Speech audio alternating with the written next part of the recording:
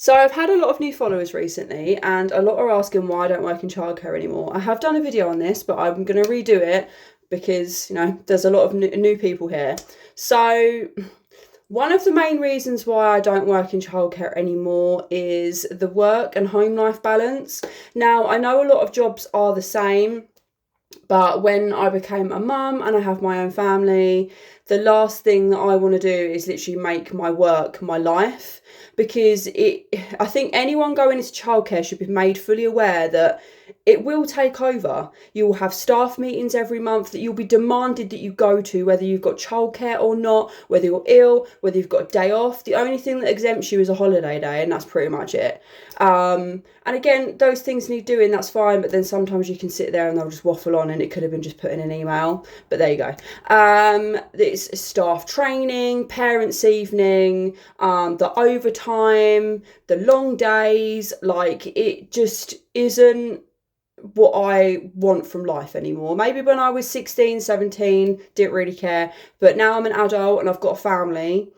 That's one of the main reasons. The other main reason, one of the other reasons, there's loads, but another reason is the pay. Obviously, it's rubbish and it's not going to change. It's not going to increase. It's just not going to happen. A lot of people are like, well, why did you choose that job if it doesn't pay that well? I was 17 coming out of school and I wanted to do a job that I actually really enjoyed and loved. You don't think about those things long term when you're, well, I didn't when I was that age. But now as I've got older and I've realised that the pay is just not changing. And sometimes it does, like the pay's increased, but it just doesn't in that job unless you're going to work your way up. But even managers don't even get that much money, not for what I would expect from the job. So that's another reason why I left. Now, another reason why I left is just the absolute cattiness and bitchiness between staff. It is like this every nursery, okay? To me it was anyway. Every single nursery I worked at, there was, if it wasn't me, there was somebody else not talking to somebody else for whatever reason, talking about each other in the staff room. It's too much. It's too much. And a lot of people always say, yeah, but it's a women working environment, that's why.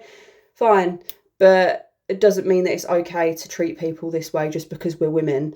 And I got fed up with it, and I didn't want my children witnessing what was happening to me, like women just being downright horrible to me in front of like other people. I don't want that for my life anymore. It caused me way too much anxiety.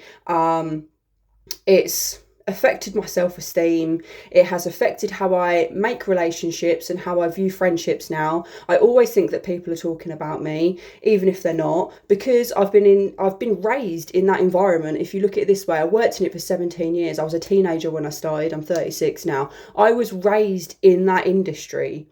Okay, so it's really hard for me to try and explain that to people when they come and go, my nursery's not like that. And it's like, yeah, okay, how old are you? 18, worked in it 2 years. Okay, give it time, because when you get to this point in your age, you might go, actually, yeah, it's not the same anymore. Another reason is the overtime is forced. You have no choice. Okay, which is not legal, but they do it anyway because of numbers, and you have to do this. If I feel like if you complain about anything in nurseries, you are made out to be the problem, you are made to feel guilty. There is a lot of manipulation and gaslighting going on in nurseries right now, in my opinion, and managers are very good at doing that. I know that managers do get orders from HR and they have to enforce it, but I just don't agree with it, which is another reason why I'd never be a manager, because I think it's immoral, half the stuff that they say to people and do. And I got sick and tired of it, because I was always labelled as the problem person because I would always say something and not let them get away with it. And yeah, it just got tiresome. I'm not everyone's cup of tea. I completely understand that. I am the way I am. I have done a lot of growth in myself and recognised a lot of things, but that industry has definitely affected me in many ways. Another reason is it just affected my mental health. I would have massive anxiety, like I've just kind of explained before, for those reasons.